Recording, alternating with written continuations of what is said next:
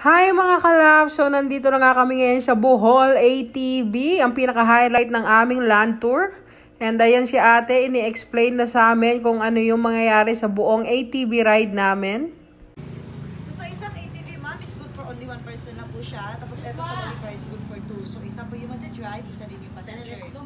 So yung price po sa isang ATV. After namin makinig sa orientation ni ate, pupunta naman kami now doon sa pagsusuotan ng raincoat and pagpapalitan namin ng sleeper. Kasi advisable magsuot ng raincoat ngayon kasi daw maputik. And nagpo-provide din sila ng sleeper and helmet for the safety.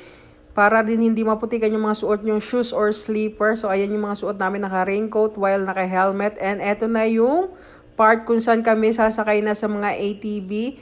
And i-explain na sa amin ni Kuya kung paano pag-anahin yung ATV. Kung wala kayong experience sa pagmumotor, madali lang naman siya. Bago naman kayo sumakay, tatanungin kayo ng tour guide kung may experience ba kayo sumakay sa motor or wala pa.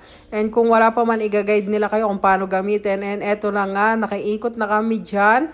And tumigil muna kami para mag-picture of course. Hindi naman pwedeng wala tayong picture dito. Ayan.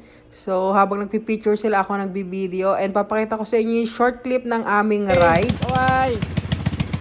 Okay,